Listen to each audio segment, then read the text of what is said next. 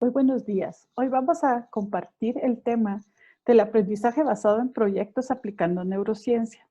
Les voy a dar dos ejemplos para usar en el aula de primaria. Mi nombre es Claudia María Lara Galo, soy de Guatemala y estamos en noviembre de 2020. Los temas que vamos a tratar son los siguientes. Primero, la justificación o problemática que me ha llevado a trabajar con proyectos desde hace bastante tiempo. Luego les voy a dar algunos elementos de neurociencia que refuerzan esta decisión de trabajar con el aprendizaje basado en proyectos para compartir posteriormente dos ejemplos de proyectos que he usado con niñas y niños de primaria. Vamos a discutir algunas de las ventajas y desventajas a raíz de esa experiencia y luego les daré algunas referencias para que ustedes sigan investigando este tema. Yo soy Claudia María Lara Galo. He estado formándome en matemática educativa desde 1987. Sin embargo, soy maestra desde 1981, era muy jovencita y comencé dando clases de secundaria de matemática y posteriormente, ya desde hace 25 años, me dedico a la formación de maestros. Me gusta usar el modelaje didáctico porque lo que he observado es que muchos maestros simple y sencillamente replican la forma en que les han enseñado a ellos. Por lo tanto, al ofrecerles un modelaje, ellos identifican nuevas formas de dar clase. Pasamos posteriormente a la reflexión pedagógica y eso les permite identificar aquellas cosas que desean modificar para hacer sus clases más efectivas. Acá pongo en el aula, sin embargo, en este momento de pandemia, pues es evidente que hay que seleccionar las técnicas y las tareas de aprendizaje que sean más efectivas para el momento actual. En general, aplico los principios de aprender jugando, del trabajo en equipo y busco siempre la comprensión de los conceptos por medio de lo que yo llamo los 4 lenguajes de la matemática. Esto simplemente quiere decir representar cada idea de 4 formas diferentes, con material manipulativo, con dibujos o de alguna forma gráfica un poco más formal, también el lenguaje numeral y el verbal.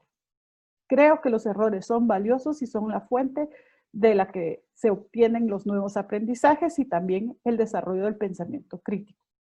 He representado a Guatemala varias veces como educadora e investigadora en Latinoamérica y también en Estados Unidos.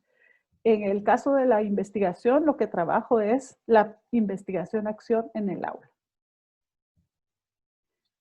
¿Por qué he decidido trabajar con el aprendizaje en proyectos y la relación con la neurociencia? Pues como todos ustedes habrán visto y probablemente han sido o víctimas o ejecutores, eh, solemos trabajar contenidos excesivos y en mucho caso obsoletos de matemáticas. Sí he peleado bastante con la motivación extrínseca porque observo que también hay un exceso en el aula de premios en muchos casos y en casos peores castigos. La motivación a mi juicio debería ser intrínseca y el ideal es que los niños lleguen al aula voluntariamente y deseen hacer las actividades que les proponemos. Para eso debemos de evitar la pobreza metodológica. Entre otras razones por las que soy defensora del aprendizaje basado en proyectos es porque desde hace rato diversas instancias y creo que nosotros mismos hemos establecido unas competencias fundamentales para el siglo XXI. Me voy a detener un poquito en ellas en la siguiente diapositiva. No podemos seguir formando estudiantes de la misma forma que lo hacíamos para el siglo XX o incluso el XIX o XVIII. Y por último, está la problemática de la pandemia, de la cual ninguno de nosotros ha escapado, ya sea como enfermo, como pariente de un enfermo o simple y sencillamente como ciudadano del mundo. Yo soy de Guatemala, acá pueden ustedes ver la bandera de Guatemala y acá uniendo, acá está México, Norteamérica, acá está Costa Rica, Panamá y Sudamérica, y en el centro, en el corazón de América, está Guatemala. Esta justificación y esta problemática que estoy presentando es de Guatemala. Sin embargo, yo sé que muchos de ustedes se van a sentir identificados. Por eso no me da temor compartir mis ideas y algunas propuestas, sabiendo las limitaciones que tenemos y también las maravillosas experiencias docentes que podemos generar. Como les decía, las competencias para el siglo XXI han sido expresadas por varias instancias internacionales, pero también nosotros, cada uno de nuestros países, tenemos un currículum que busca desarrollar estas competencias. Entre ellas están el aprender a aprender, que se ha visto particularmente útil en estos momentos, la lectura comprensiva, que es y será siempre una habilidad imprescindible. Interesante que en estas nuevas propuestas de currícula se hace mucho énfasis en la aplicación de valores y empatía. El pensamiento lógico, la capacidad de síntesis y análisis nunca van a dejar de ser parte de nuestro currículo y lo que deberíamos enseñar. No digamos la capacidad de organización y de planificación, así como la comunicación oral y escrita, con la diferencia de que hoy en día sí se nos pide que sea en varios idiomas. Eso puede o no ser cuestionado. La verdad, como cualquier otra cosa, yo sí lo considero importante. Cada vez más los niños, las niñas, los jóvenes se relacionan con personas fuera de su comunidad y de su cultura, por lo que es importante que tengan esta habilidad de comunicación en diversos idiomas o, si quieren, en diversas culturas. Siguiendo con estas competencias, vemos que desde antes de que empezara el siglo XXI ya se esperaba que trabajáramos como docentes en la gestión de la información. Estamos claros que el tener una información o el saberla encontrar no es suficiente, tenemos que poder analizarla, tenemos que saber sintetizarla, tenemos que tener diversas fuentes y tenemos que saber si esas fuentes son de una credibilidad científica o aceptada o no. Por supuesto, la capacidad para la toma de decisiones. Uso mi mascarilla, no uso mi mascarilla, por poner un ejemplo que hoy se ha vuelto de vida o muerte. ¿Qué hubiéramos hecho durante esta pandemia sin la tecnología? Realmente muy poco. Por lo tanto, no podemos evadir la importancia de los conocimientos informáticos y las habilidades de su uso, de esa tecnología que en nuestro caso es básica para el aprendizaje y la comunicación. También se utiliza para otras cosas, pero quiero hacer énfasis hoy en la posibilidad de usar la tecnología para aprender y comunicarnos como una comunidad de aprendizaje. Esperamos también que en el aula, sea de matemática o no, se dé una mejora de procesos de interacción social y de trabajos en equipos interculturales, por lo que estábamos platicando. Es muy probable que los jóvenes para cualquier trabajo o incluso estudio que tengan, vayan a tener necesidad de trabajar con personas con culturas diferentes a ellos. También con personas diferentes a ellas, simple y sencillamente, o con capacidades especiales dentro de su propia comunidad. En el inciso K ustedes pueden leer cómo cada vez más nos damos cuenta que debemos formar en un compromiso con la comunidad y con el ambiente.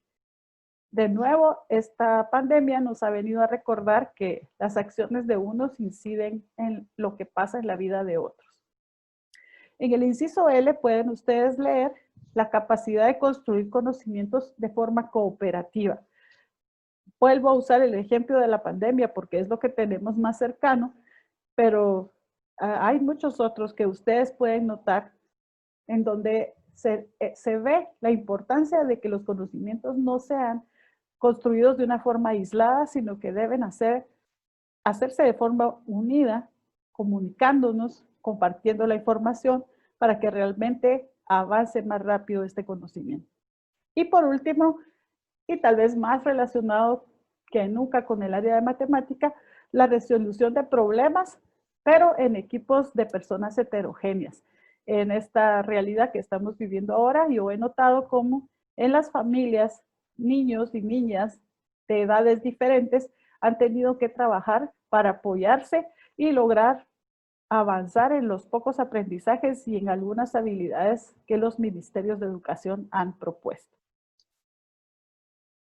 Entonces, ¿por qué el aprendizaje basado en proyectos que podemos representar con las siglas ABP en español y en particular con el enfoque STEAM que corresponde a las siglas en inglés de Science, Technology, Engineering, Arts y Math?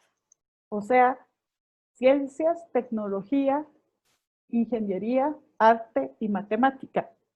Aclaro en este momento por qué utilizo las siglas en inglés. Es porque STEAM es una palabra en inglés, significa vapor. Quizás es una forma mnemotécnica de recordar las siglas y la importancia de cada una de las ramas que se están representando. Por eso lo dejé en inglés y creo que no es difícil recordar qué representa cada una de las iniciales. Entonces, si decidimos trabajar con el aprendizaje basado en proyectos y con énfasis o con enfoque STEAM, lo que vamos a ver es que el aprendizaje basado en proyectos se diseñó desde el siglo pasado, no es una novedad, como una actividad grupal para desarrollar competencias. Y recordemos que la definición más usada en los currícula y en la teoría de una competencia es que es una suma, un conjunto, una sinergia de varias cosas que integran contenidos, habilidades y actitudes. Y por lo tanto, un proyecto se diseña para alcanzar todo simultáneamente. No es solo para contenido o solo para habilidades. Es una de las fortalezas de esta metodología. Por lo tanto, ustedes van a ver que integra materias. ¿Qué materias? Pues estas científicas, artísticas, matemáticas, pero también las materias de comunicación, la de tecnología, etc. Involucra también a un equipo de alumnos. Nunca se puede hacer un proyecto bajo esta tecnología o este enfoque que sea individual. Es un equipo de estudiantes. Y algo que a mí me gusta mucho es que toma tiempo. Otras personas pueden decir, no, por eso es que no nos gusta. Pero en mi caso eso sí me parece importante, porque para aprender algo, para poder construir aprendizajes, hay que dedicarle tiempo. Y los proyectos se trabajan ya sea entre una semana o incluso puede ser todo el año escolar. Otra de las características del aprendizaje basado en proyectos es que gira en torno a intereses o problemática de los participantes. Si nosotros aplicáramos el aprendizaje basado en proyectos como fue diseñado, cada grupo de estudiantes debería de decidir qué problema o qué proyecto desarrollar. Eso es muy valioso porque es la forma más fácil de tener una motivación intrínseca. Y luego los proyectos tienen como fin desarrollar el pensamiento crítico y las habilidades para la toma de decisiones y resolución de problemas en una realidad. Y eso es lo que le va a servir posteriormente a los estudiantes para su vida cotidiana. Un proyecto, no voy a detenerme mucho en esto porque voy a dar los ejemplos, tiene estas fases que sí se dan una después de otra. Primero es la definición y el análisis del problema o reto, que como les decía puede ser seleccionado por el docente, pero buscando que le interese a los estudiantes, o mejor aún, diseñado, propuesto por los propios estudiantes. La segunda fase es la búsqueda de la información y la tercera es el diseño del proyecto. O sea, los estudiantes en una especie también de método científico ponen el problema, luego buscan la información para después diseñar la respuesta o el proyecto que desean hacer. O sea, la búsqueda de la información tiene un fin desde el inicio. No es solamente para yo tener un archivo en mi cerebro de un montón de contenidos, sino que son contenidos que yo voy a utilizar directamente. Luego del diseño, hay una planificación en el equipo, un repartir roles, el buscar a las personas idóneas para hacer cada una de las actividades y un cronograma. Por supuesto, el docente tiene que acompañar en mayor o menor medida según la edad y experiencia de los estudiantes cada una de estas fases. Posteriormente, los estudiantes implementan su proyecto, su solución, construyen algo para después proceder a la evaluación y la rectificación. A pesar de que hay una evaluación continua durante todo el proyecto, sí hay un momento en especial previo a la presentación en el que los estudiantes contrastan lo que propusieron con lo que quedó y ellos mismos rectifican o piden ayuda para rectificar antes de hacer la presentación completa de su proyecto. ¿Y qué relación tiene con la neurociencia? Como les decía, yo soy una persona que ha estado usando proyectos desde hace bastante tiempo. Esencialmente comencé con proyectos para lo que en Guatemala se conoce como la escuela unitaria. Hay réplicas o escuelas similares en todo el mundo, no solo en Latinoamérica, en la que hay con suerte un profesor que atiende toda la educación primaria de una comunidad, de una aldea o incluso de una región. Y entonces este docente se ve en la realidad de que tiene que enseñar a leer a los niños chiquitos y simultáneamente ayudar a los grandes con fracciones, con ciencias y con todas las otras materias. Entonces, el aprendizaje basado en proyecto integrado, o sea, de toda la escuela, es una forma de que los niños vayan aprendiendo y que toda la responsabilidad del aprendizaje no recaiga sobre el docente, sino sobre la comunidad, que es toda la escuela. Entonces, he probado los proyectos en escuelas completas y también dentro de mi aula cuando no se han podido hacer en una escuela completa. Hace pocos años empecé a estudiar y a escuchar de neurociencia, como seguramente les ha pasado a ustedes. Y en este escuchar y leer me he ido interesando cada vez más porque al final, ¿dónde se da el aprendizaje? En el cerebro. Y entonces lo que nosotros hacemos, lo que nosotros expresamos, lo que nosotros creemos, todo está en el cerebro. Mientras más conozca yo como educadora de lo que pasa en mi cerebro, en el cerebro de los niños, más debo ajustar mis actividades para que favorezca el aprendizaje. En ese sentido, entonces me puse a estudiar de neurociencia y noté esto. Primero, ¿quiénes se habían preocupado por cómo aprendemos? Evidentemente los padres de familia, los maestros, los papás, los padres, pero también estas personas que para mí son de mis héroes, los psicólogos cognitivos, por ejemplo. ¿Por qué? Porque ellos realmente lograron meterse en el cerebro de los niños, particularmente de los niños, y entender cómo aprendían sin tener la tecnología y las posibilidades que hoy hay. Entonces resalto el trabajo meticuloso y detallado de Jean Piaget, el de María Montessori, personas que estudiaron la conducta de los niños y viendo cómo se relacionaban y cómo eran y colocándoles tareas de aprendizaje, lograron definir etapas, fases e incluso principios educativos que son valiosos el día de hoy. También David Ausubel desarrolló el aprendizaje significativo. Observen cómo Jean Piaget nació en 1800, o sea, en el siglo XIX, lo mismo que María Montessori, o sea, no estamos hablando personas del siglo XX, sino del siglo XIX. En el caso de Ausubel, él sí es del siglo XX, lo mismo que Pierre Van Gil y su esposa Dina. Ellos tal vez son menos conocidos para ustedes. Pierre Van Gil y su esposa Dina son personas que estudiaron cómo se aprende geometría específicamente y desarrollaron los niveles de Van Gil.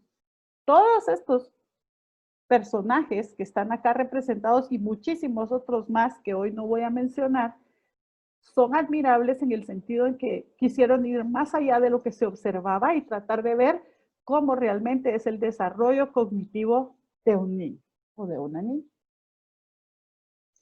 En el caso de neurociencia, lo que vemos es que se ha definido como el estudio del cerebro y el sistema nervioso. La neurociencia es una actividad reciente de principios de este siglo y nació no porque no se quisiera estudiar antes el cerebro, sino porque hay nueva tecnología que nos permite ver qué está pasando adentro de él. Ustedes tal vez conocen el examen PET, que es Positron Emission Tomography, o sea, una tomografía que la vemos acá representada, tal vez les han hecho alguna, no necesariamente del cerebro. Eso es una novedad. Antes no existía esta tecnología y por lo tanto todo esto que observamos en esta imagen no se podía diagnosticar tan fácilmente como se puede hoy. También está el MRI, que es una resonancia magnética por sus siglas en inglés y que podemos observar acá. Y el que tal vez ustedes también conocen más, que es el electroencefalograma. Miren la diferencia de imágenes y por consiguiente la diferencia de información que estas tecnologías proveen. Esta información novedosa es lo que hace que tengamos estudios del cerebro mucho mejores que hace 20 años. Y por lo tanto, la neurociencia lo que busca es la interpretación de esta nueva tecnología, de los resultados que nos da.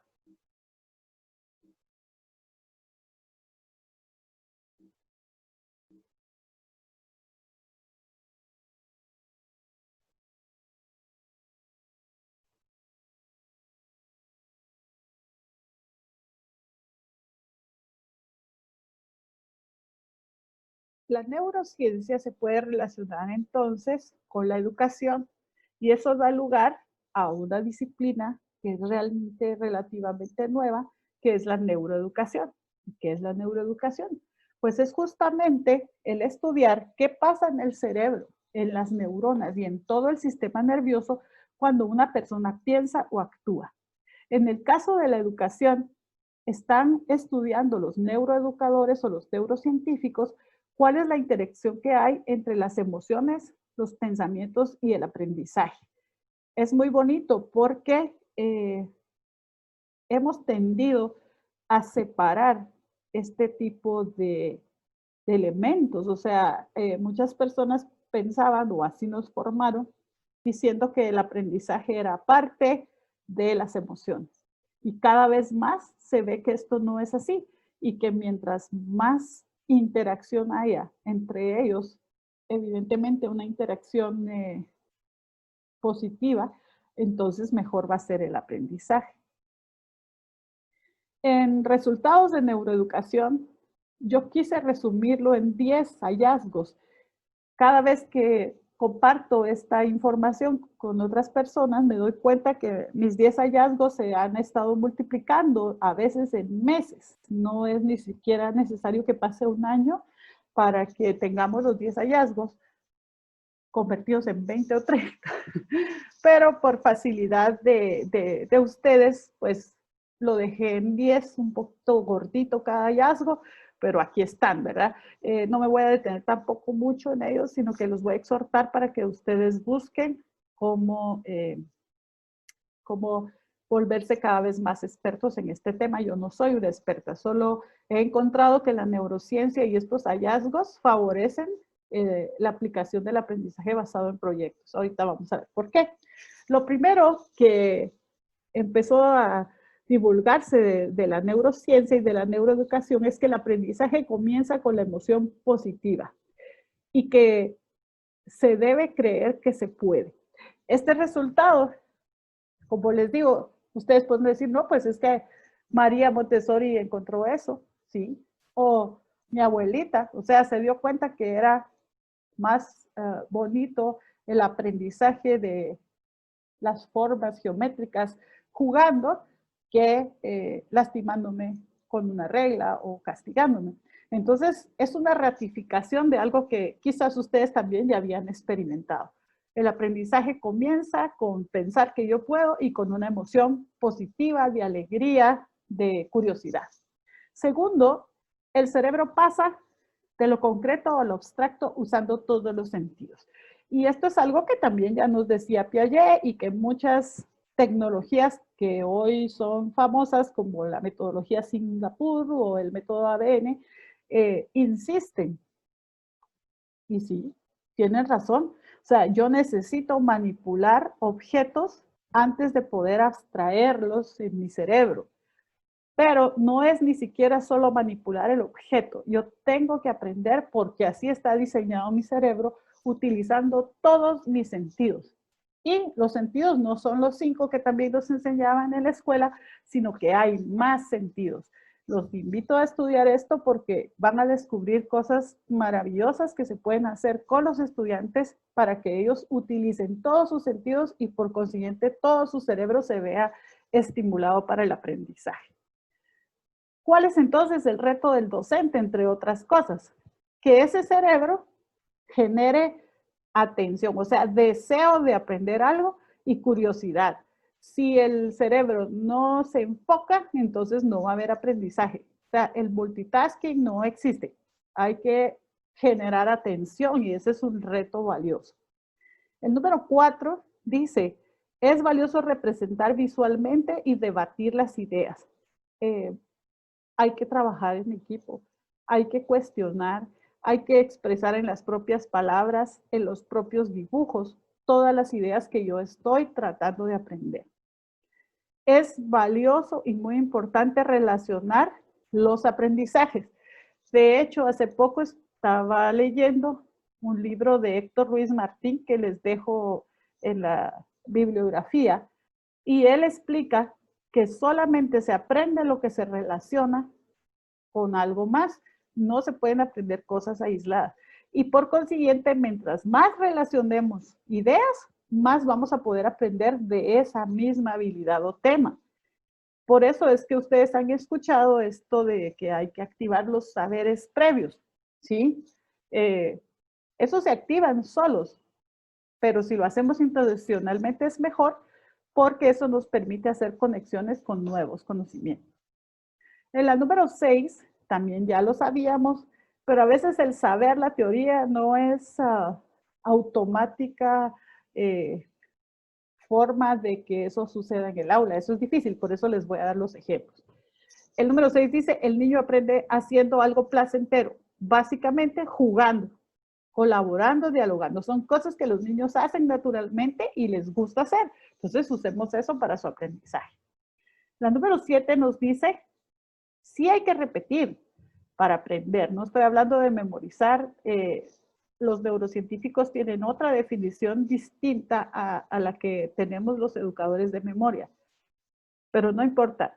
¿Hay que repetir? Sí, pero de formas diversas. No es buena idea repetir de la misma forma porque el cerebro se olvida rápidamente, archiva las cosas atrás. Si lo que queremos es tener una memoria de trabajo, una memoria activa, tenemos que repetir de diversas formas y evocar intencionalmente, o sea, hacer un esfuerzo para recordar y relacionar lo que estoy aprendiendo.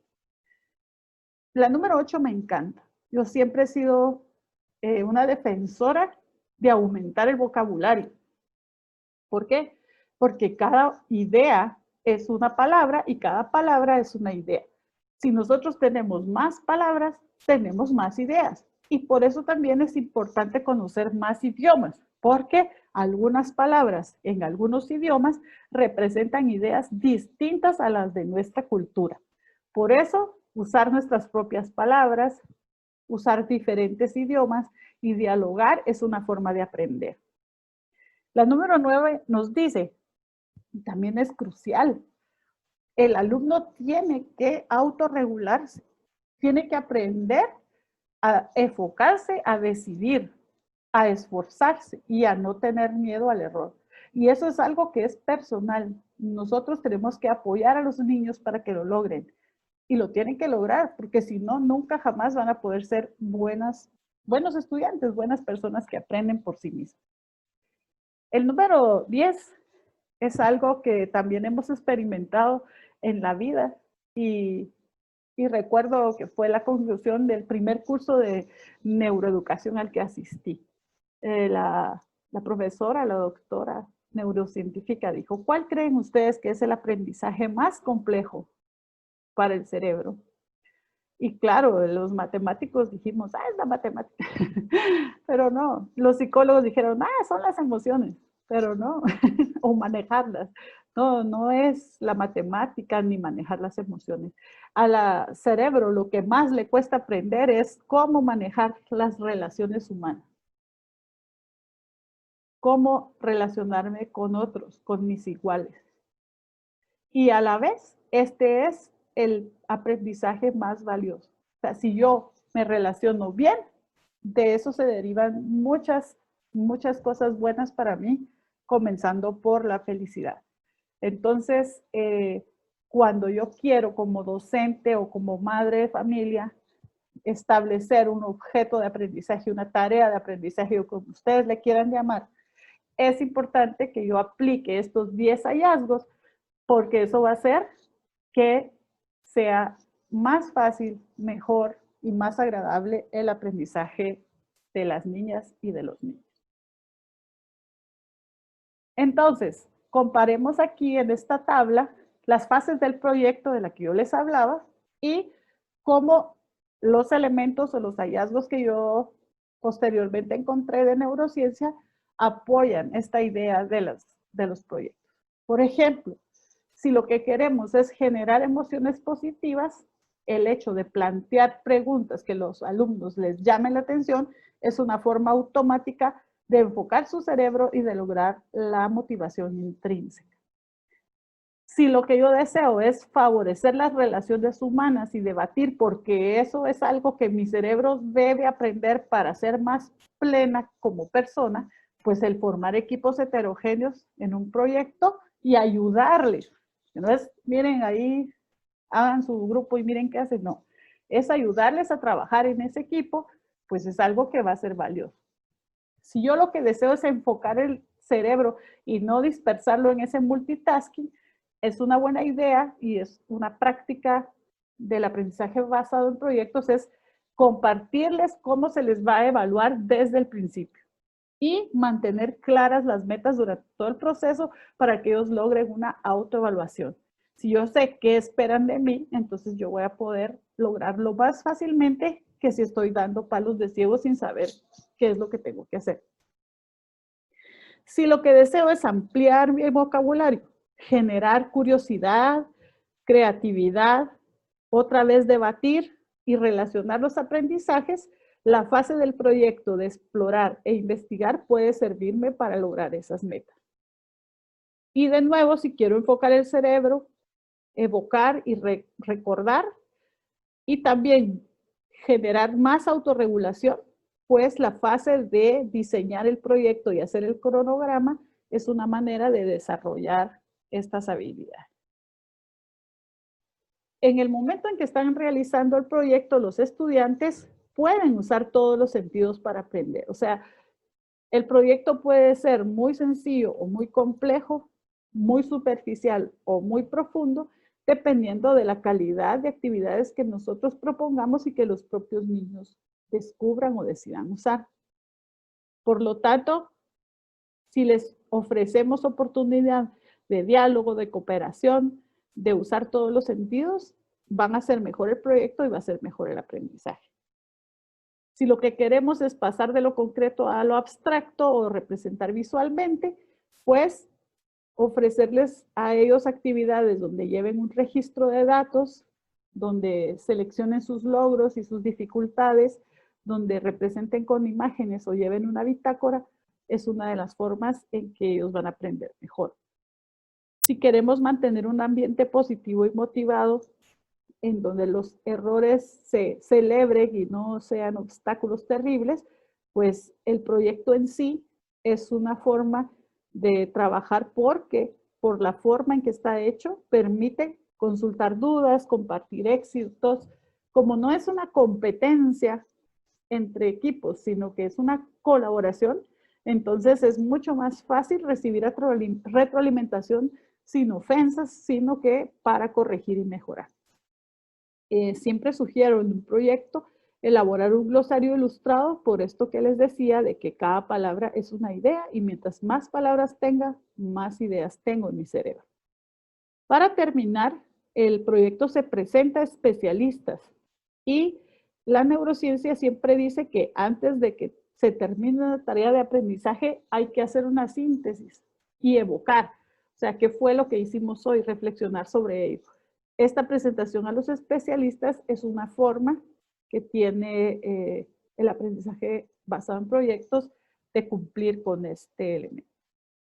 Bueno, a continuación les voy a dar un ejemplo de un proyecto de gastronomía guatemalteca que se hizo con estudiantes de 10 a 12 años.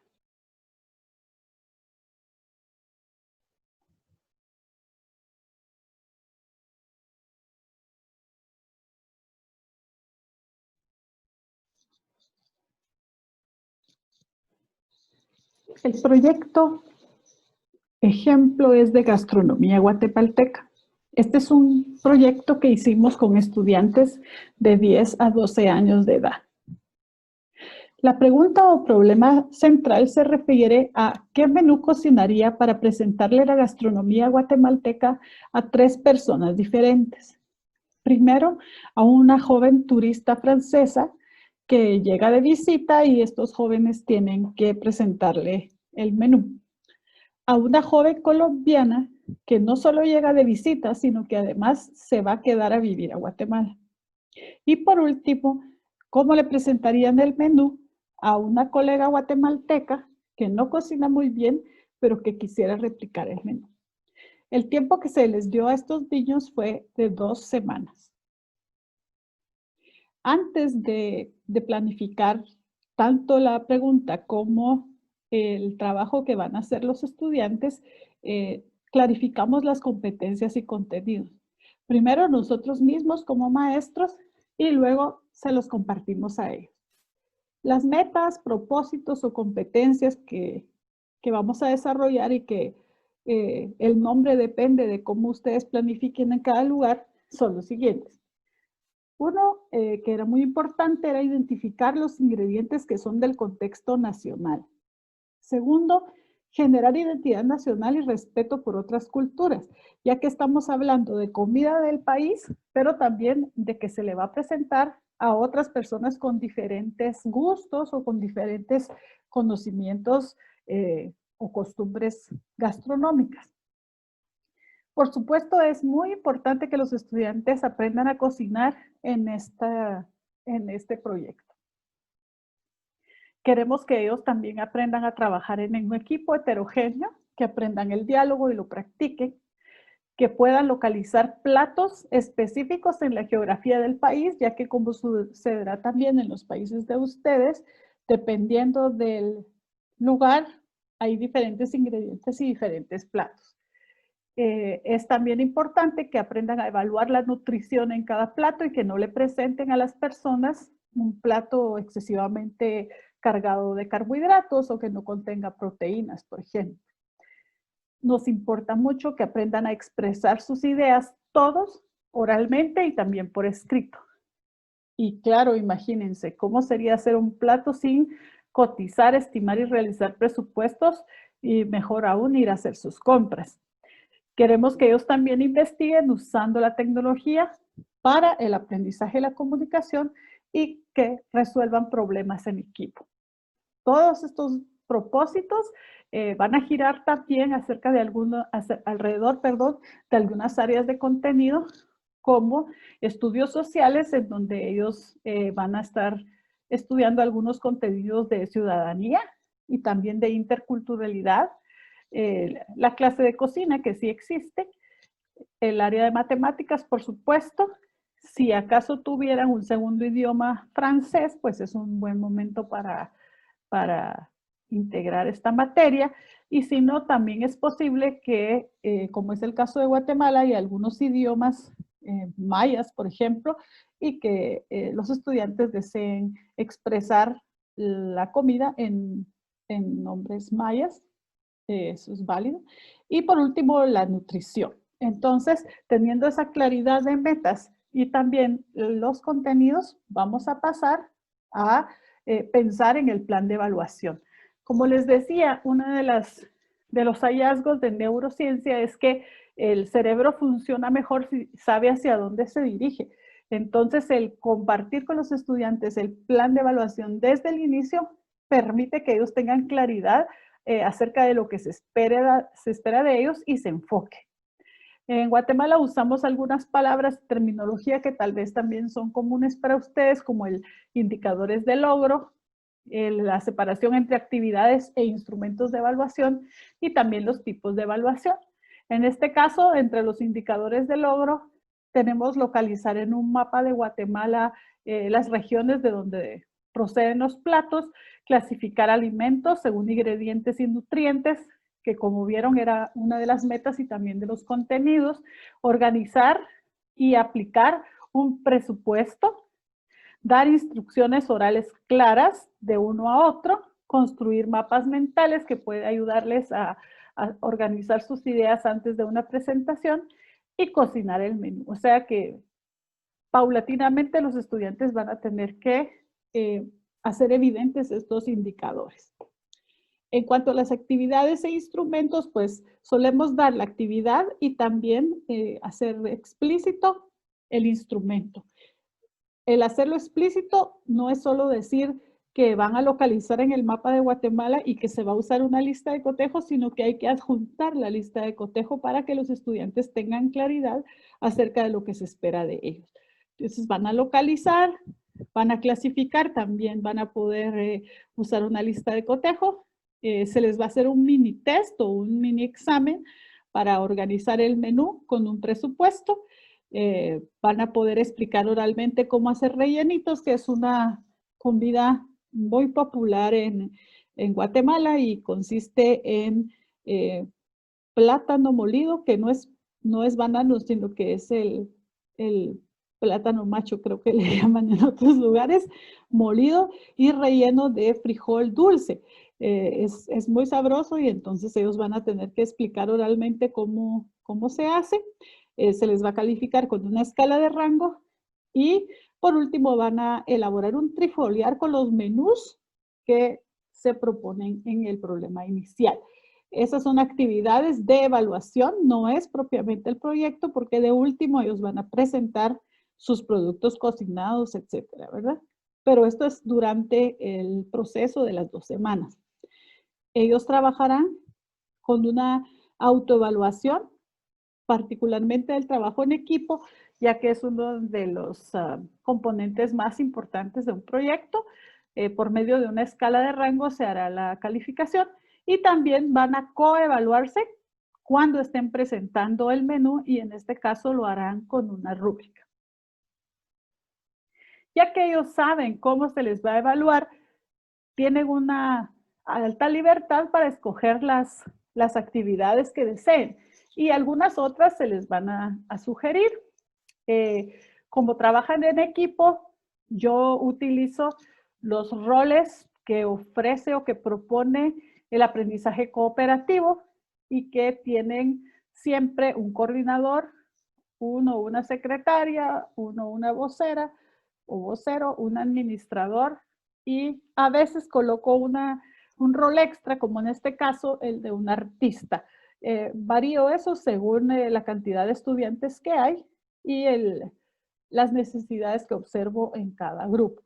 Luego de que se organiza el equipo, ellos mismos deben hacer una lluvia de ideas para establecer sus objetivos, definir la información que deben buscar y hacer el plan de trabajo. Como les conté, esto lo he realizado con estudiantes de 10, 11 años y lo hacen muy bien. Pueden repartir sus atribuciones, definir el tiempo para las actividades y buscar información. Se les favorece o se les fomenta el hecho de que usen tecnología y que registren información.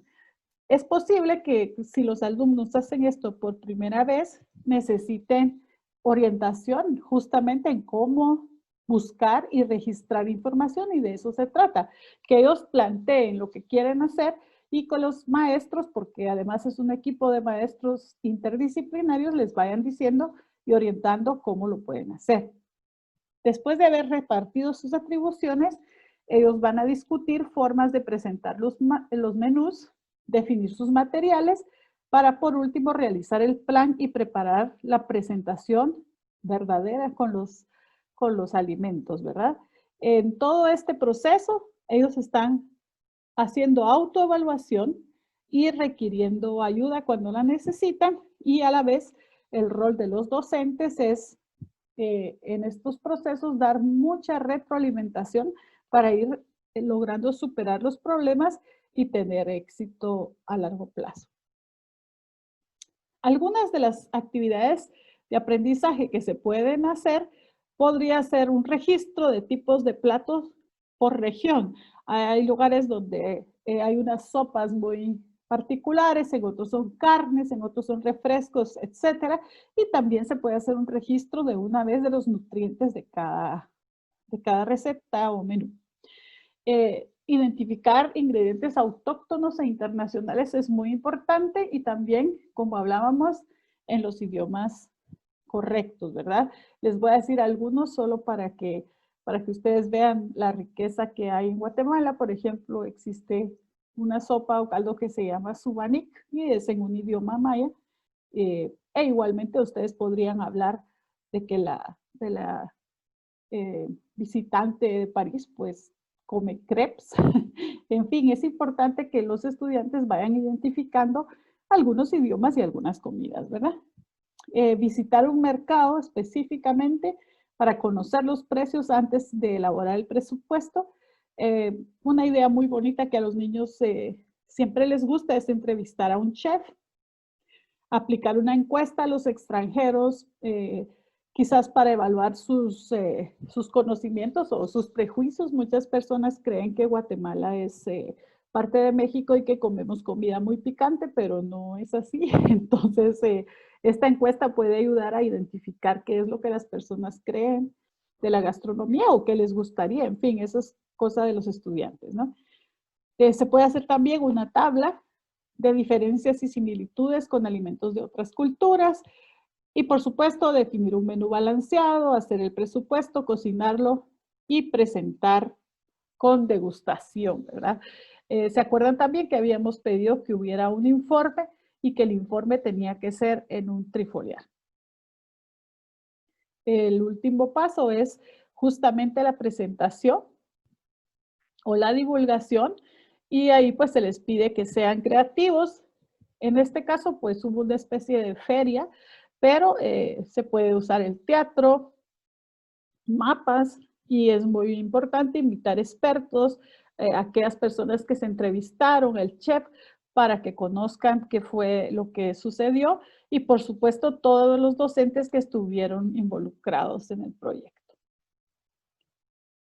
Al final, y recordemos también que esta es una de las elementos que pide la neurociencia, debe haber un cierre en el que se evalúen logros, tropiezos, recomendaciones, para poder afianzar, digamos, aquello que se conoció, aquello que se aprendió, e identificar lo que hace falta trabajar. Luego, este fue un proyecto que se realizó, y la verdad es que sí es, para los jóvenes es muy atractivo identificar la comida y luego presentarla, ¿verdad? Entonces, el hecho de poner algunas personas extranjeras, pues le dio un toque interesante, diferente, que a los alumnos también les gustó mucho. El día de la presentación incluso invitamos a una joven actriz que fingió que era la francesa, otra que era la colombiana y otra que era la guatemalteca que no quería cocinar, para que los estudiantes les presentaran a ellos. Y estuvo muy bonito, aprendieron muchas cosas prácticas e importantes. Y luego, ese proyecto anterior pues se hizo en situación normal, pero este proyecto que presento ahora, que es el de fábrica de juguetes, es un proyecto que se hizo ahorita durante el momento de cuarentena con niños más pequeños, pero con la posibilidad de integrar equipos en la familia, porque sabíamos que había estudiantes que estaban con sus hermanos más pequeños o más grandes, y queríamos hacer un proyecto donde todos pudieran aprender y todos se pudieran involucrar. Este proyecto se les planteó que los niños estaban en casa, que querían jugar, que querían construir algo, pero que no podían salir ni comprar cosas porque no era deseable. Y entonces tenían que observar a su alrededor, y lo que había a su alrededor eran cajas de diversos tamaños, empaques, y claro, muchos de ellos tenían sus útiles escolares.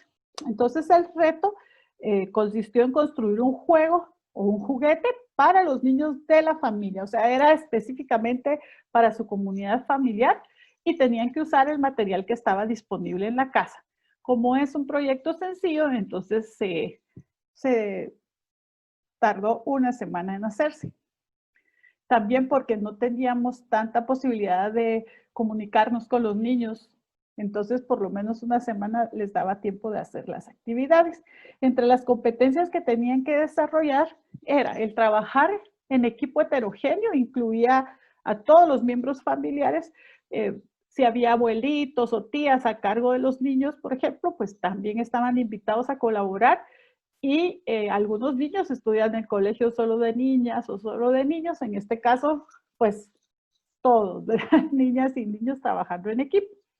Tenían que investigar, muy importante aprovechar los recursos del medio como una forma de entender que a veces creemos que no tenemos cosas, pero siempre hay formas de aprovechar lo que tenemos a nuestro alrededor. Y en el área de matemática, que es la que nos atañe, la idea era que ellos aplicaran sus sentidos para distinguir entre longitud, perímetro y área, que es un tema que se ha visto, que parece sencillo, que los maestros trabajen en 1 o 2 días, pero que los niños pocas veces logran aprender.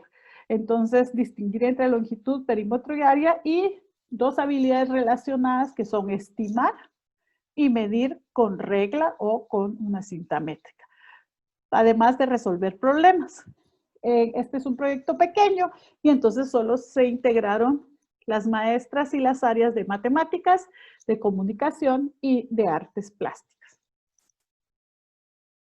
En esta ocasión, como era solo una semana y era de las primeras actividades que se hicieron luego de que se decretó la cuarentena, la evaluación era básicamente presentar el juguete, compartirlo por este medio, o sea, por algún medio digital, calificando estos indicadores.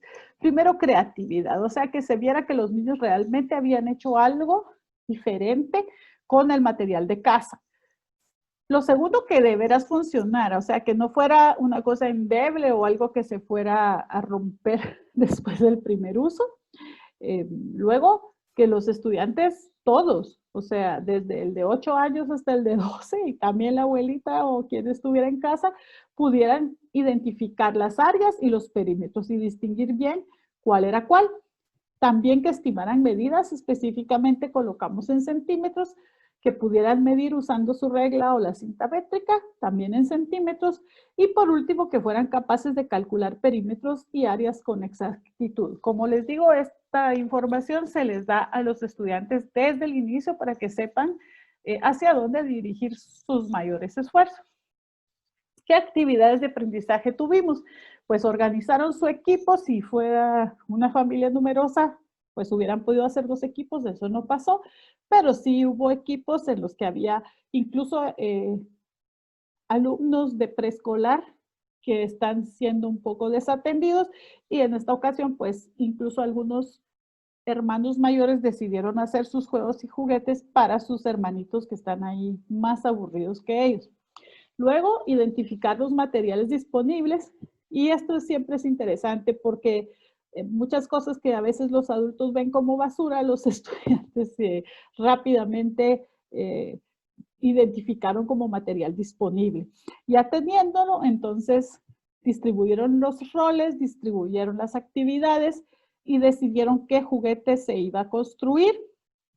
Ya con esta idea, investigaron la longitud, el área, el perímetro, y les pedimos que lo escribieran para que ellos tuvieran un concepto preciso expresado en sus propias palabras, ¿verdad? Ya teniendo los conceptos, entonces identificaron las áreas, los perímetros en los lados del juguete, todos juntos, ¿verdad? La idea es que todos tenían que tener al final una información certera al respecto, ¿verdad?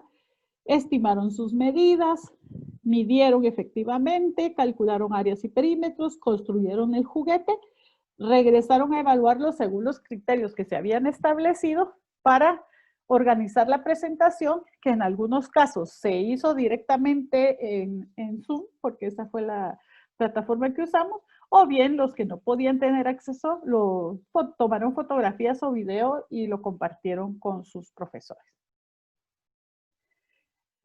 Antes de hacer la presentación siempre, y eso es que al final, miren, son pequeños detalles, pero eso les gusta mucho a los estudiantes. O sea, ellos se sentaron en el equipo y evaluaron. Realmente fuimos creativos, nuestro juguete funciona, medimos, logramos entender la diferencia entre área y perímetro, y en esa discusión ellos mejoran considerablemente su producto para la presentación oficial.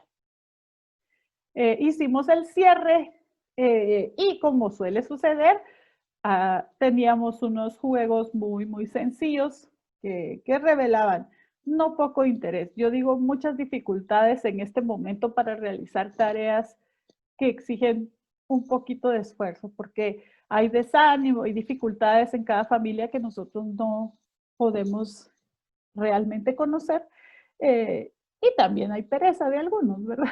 Pero la mayoría hizo juguetes muy creativos, muy divertidos. En sus presentaciones se notaba cómo brillaban sus ojitos cuando estaban explicando y cómo ponían ejemplos de cómo estaban usando su juego. ¿Qué proyectos se pueden hacer? Dentro o fuera de una pandemia, dentro o fuera del aula, dentro o fuera de la escuela, la verdad es que los proyectos suceden,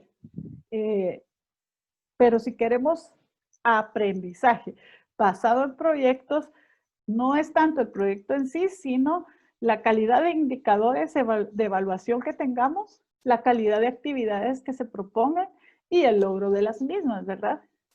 El huerto escolar se ha trasladado en muchas familias a un huerto en casa. Esta fue una iniciativa que surgió de las propias familias que al tener ahí a los niños más tiempo que de costumbre, pues estaban buscando actividades que les sirvieran y que fueran llamativas. Para los niños de ciudad, esta es una actividad preciosa porque nunca han visto crecer una planta. Y para los niños del campo, esta es una actividad preciosa porque viven de ver crecer plantas. Entonces, tener un huerto es algo muy recomendable y se puede variar en dificultad y en nivel de compromiso de muchas maneras. Uno de mis proyectos favoritos, porque es gratis, entre otras cosas, es el cielo, la astronomía. Hay tantos patrones en el cielo y tantas posibilidades, el llevar un registro de lo que pasa noche a noche, día a día, el tomar foto del mismo lugar a la misma hora durante muchos días, es una forma hermosa de aprender ciencias y de aprender también de la belleza de los patrones. Entonces, hacer un proyecto de constelaciones del hemisferio norte o del hemisferio sur, según donde vivimos, buscar los patrones en el cielo, en la luna, en el clima también. Otro proyecto que es bastante atractivo por lo útil y porque los niños cada vez tienen una conciencia ecológica más grande es el manejo de la basura. Yo he visto también en esta pandemia muchas personas clasificando basura, haciendo compost y una serie de actividades ligadas a la basura que no estaban haciendo mientras los niños estaban en la escuela. Entonces sí es un proyecto que es importante, interesante y que vale la pena explotar. Este de arte en las calles no es un proyecto que recomiende ahorita porque hay que salir, ¿verdad? Sin embargo, es un proyecto que cuando podemos salir a las calles, vale la pena observar dónde están las obras de arte, las intencionales que se han hecho y que son parte de la historia de cada comunidad y de cada ciudad, y los grafitis y alguna otra intervención que tal vez no hayan sido pagadas por alguien para embellecer, pero que sí son una expresión. Entonces, el proyecto de el estudio de artes en las calles es muy interesante y a los jóvenes les gusta mucho particularmente. Siempre tenemos la posibilidad del periódico escolar digital, el hacer un mural, que en este caso tendría que ser un mural digital, organizar una feria de emprendimiento, sobre todo ahora en que los estudiantes están viendo que no todos están con solvencia económica o que tienen un trabajo fijo los padres. Entonces el emprendimiento, así le llaman en Guatemala, es una forma de ver cómo se puede conseguir un dinero que cae muy bien en estos momentos. Miren, y si me dicen cantidad de proyectos que se pueden hacer, hay tantos, ¿verdad? Hicimos una propuesta que es combate el COVID desde casa y consiste en que los niños hagan una estación de entrada para las personas que tienen que salir y entonces qué elementos deben estar allí, cómo se deben desinfectar, etcétera. Entonces, ese fue un proyecto real y muy bonito que los estudiantes hicieron para todas las personas que entran a sus casas, ¿verdad? Este detective en redes sociales es para identificar, o al menos tratar de descubrir noticias falsas de noticias verdaderas. Otro proyecto puede ser el plan de finanzas personales y así. O sea, cantidad de proyectos que se pueden hacer, hay muchos y yo sé que ustedes tendrán muchas más ideas de las que yo les estoy proponiendo en este momento. ¿Qué ventajas le veo yo al aprendizaje por proyectos? Aparte de haber reconocido el fundamento teórico que nos da los datos o el registro de la neurociencia, vemos que los proyectos preparan a los estudiantes para el trabajo, porque como tienen que hacer gestiones, diálogo, comunicación en equipo, pues esa es la realidad de lo que nos toca en la vida cotidiana. Segundo, aumenta la motivación. Como dicen algunos alumnos, mire, con tal de que nos saque de las clases de repetir y de oír, nosotros hacemos lo que sea. Y yo creo que realmente el hecho de hacer es para un alumno una motivación muy grande. Y si encima es un tema que le llama la atención, pues ahí estamos muy bien, ¿verdad? Otra ventaja es que hace la conexión entre el aprendizaje en la escuela y la realidad. Tantos estudiantes que preguntan, ¿y esto para qué me va a servir? Bueno, entonces el proyecto les va a servir desde el principio hasta el fin para la vida. Ofrece oportunidades de colaboración para que ellos se den cuenta que el conocimiento se puede construir juntos y no tiene que ser una competencia o que los mejores van solos por allí, ¿verdad? Aumenta las habilidades sociales y de comunicación, permite a los estudiantes hacer y ver las conexiones entre las diferentes disciplinas, ¿verdad? El cerebro, este es otro hallazgo, no lo puse, pero es un hecho, el cerebro aprende completo. O sea, no es cierto que hay estilos de aprendizaje, no es cierto que hay inteligencias múltiples, sino que esas distinciones realmente puede que existan, pero que no implican que el cerebro aprenda un pedacito por aquí, un pedacito, no. El cerebro aprende completo y por lo tanto, mientras más conexiones sean evidentes, mejor para que se integren más fácil. Y por último, aumenta la autoestima, porque si en clase de ciencias hay gente que destaca y en clase de habilidades manuales hay otra gente que destaca, pero al cruzarse hay frustración. En este caso no es así, porque la persona va a contribuir con lo que sabe hacer mejor mientras va aprendiendo apoyado por el otro. Entonces, esa es una de las grandes ventajas del aprendizaje basado en proyectos. Y claro que tiene desventajas como todo, ¿verdad? Quizá la más grande que yo le veo desde fuera es definitivamente tiene que estar muy bien organizado por el docente. Porque si los alumnos no tienen guías, si no saben trabajar en equipo, si no saben priorizar, es el docente el que les tiene que enseñar todo eso. Pero a pesar de que es mucho trabajo y debe estar muy bien organizado, Personalmente yo creo que ese es el trabajo del docente, o sea, lo que nos toca es organizar actividades de aprendizaje para que los alumnos aprendan. Entonces, mientras más tiempo dediquemos a la organización, a la planificación y al acompañamiento, mejores serán los frutos. Si empezamos con niños pequeños, ellos rápidamente, a fin de año, en un año escolar, ellos ya podrán hacer mucho de lo que inicialmente no podían. Y esto va aumentando con el paso de los años. Es posible que si no está bien organizado, los alumnos vayan a perder el tiempo, ¿verdad? Si los grupos son muy grandes, por eso recomendamos de entre 4 a 5 niños, nada más, porque si no, pierden el tiempo y el que no está motivado, pues no va a hacer nada, ¿verdad?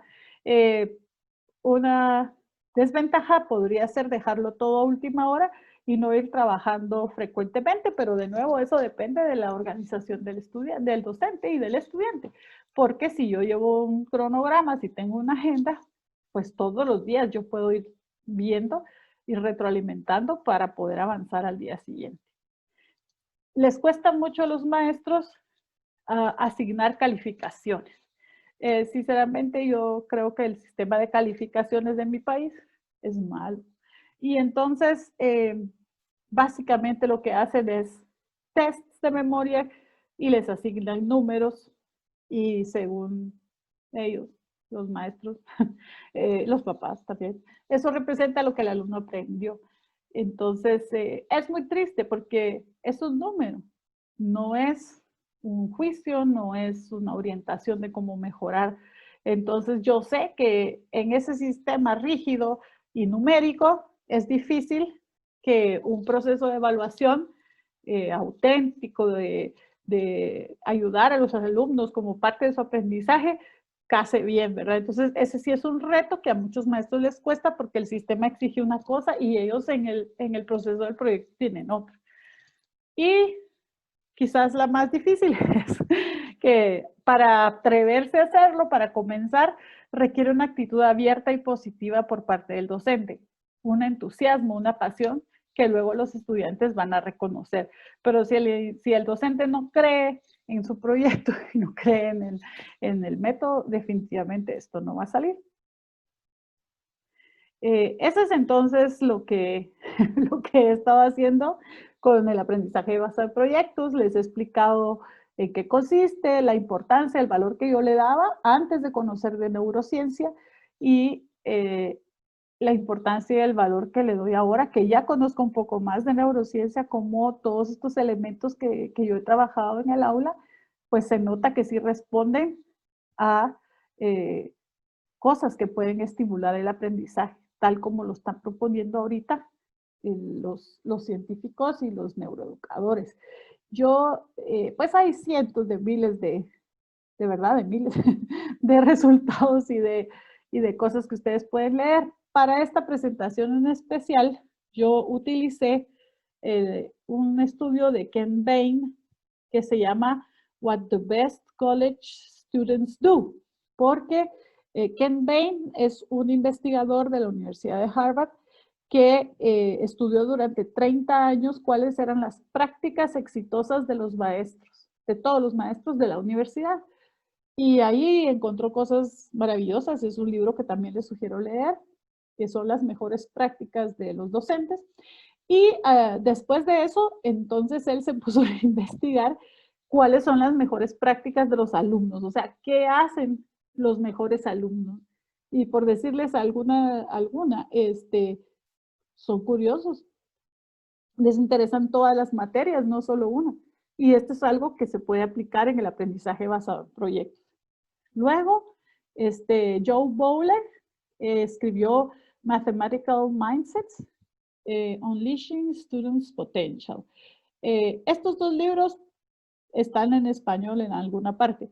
El de Joe Bowler me gusta mucho porque ella lo que propone es que nosotros tenemos paradigmas en nuestra cabeza y la mayoría son yo no puedo, la matemática es difícil, si mi papá no lo hizo bien, yo tampoco voy a poder. Y entonces, claro, si pensamos todo eso, adivinen qué, pues eso va a pasar, ¿verdad? Entonces ella propone que cambiemos estos paradigmas y los sustituyamos por yo sí puedo, la matemática me gusta, que es justamente un resultado que también la neurociencia nos ha enseñado. O sea, yo debo de creer que sí lo puedo hacer y eso me va a ayudar a hacerlo. Luego, en español está el libro de Francisco Mora que se llama Neuroeducación, solo se puede aprender aquello que se ama, de la editorial ADN. Es un libro precioso y que tal vez es una puerta para empezar a estudiar de la neuroeducación. Y los dos últimos que he leído y que han sido, miren, son de 2020, ambos, este año, por eso vean lo fresco que son los resultados de neurociencia. Uno se llama Aprendiendo a Aprender, que está dirigido a estudiantes y que tiene claves pequeñitas para poder saber cómo funciona el cerebro y poderlo hacer para aprender mejor.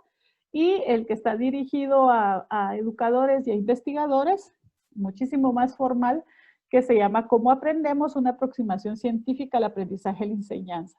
Es un libro grande con mucha información, pero que también tiene muchas propuestas, porque a veces los investigadores se quedan en la teoría, pero Héctor Ruiz Martín no. Él da ideas específicas, propone actividades y entonces enriquece mucho la teoría porque automáticamente nos sugiere qué podemos hacer. Como les decía, hay mucho más. Les pongo algunos links. En la página de Elige Educar de Chile es una página muy atractiva y que tiene artículos cortos y también muy pertinentes, actualizados. También el sitio de Educación 3.0, el de INED 21 y en fin, ahí hay muchos más que ustedes pueden ver y a los cuales pueden acceder con un pequeño clic. Entonces, esas son algunas referencias. Y terminamos. Les agradezco mucho permitirme compartir mis ideas y experiencias. Si llegaron hasta aquí, son ustedes personas autorreguladas, con motivación intrínseca. Los felicito y les agradezco muchísimo. Habrán visto algunos errores de la grabación, algunos errores tecnológicos. Yo no estoy en este momento en la universidad, estoy en mi casa. Pueden ver un poco de la decoración, como nos ha pasado a todos. Pero yo creo que el hecho de que en mi casa no tenga todos los objetos necesarios para grabar o que yo misma no posea todas las habilidades tecnológicas o el tiempo que se necesita para hacer esto, no deben ser un impedimento. Al final no es quien use mejor el Zoom, ni quien tenga 25 apps listas y bien hechas para que los alumnos aprendan. Es la pasión, es el tener claros los objetivos, claras las actividades, claros los medios de evaluación y el exhortar, motivar a todas las personas para que sigan queriendo aprender. Entonces, eso es lo que yo he tratado de hacer hoy, compartirles algunas de mis ideas, algunas de mis experiencias y claro que son bienvenidas las preguntas, los comentarios, las dudas. Me pueden encontrar en Facebook, en mi página que se llama Mate Espacio o bien Laboratorio de Enseñanza Aprendizaje, LEA. Ahí yo coloco muchos artículos probablemente de ustedes, ideas propias, actividades que he ido generando a través de los años. Y también me pueden escribir a mi correo electrónico que es claudiamaria.laragalo@gmail.com. Qué gusto saber que están allí. Sigamos. Y aunque no logremos resolver todos los problemas educativos, ni siquiera todos juntos podríamos hacerlo, por lo menos tratemos de dejar una huella y un sendero para las siguientes generaciones, para que tengan ánimo, para que vean que con lo que tenemos en el entorno sí podemos salir adelante si nos ayudamos todos.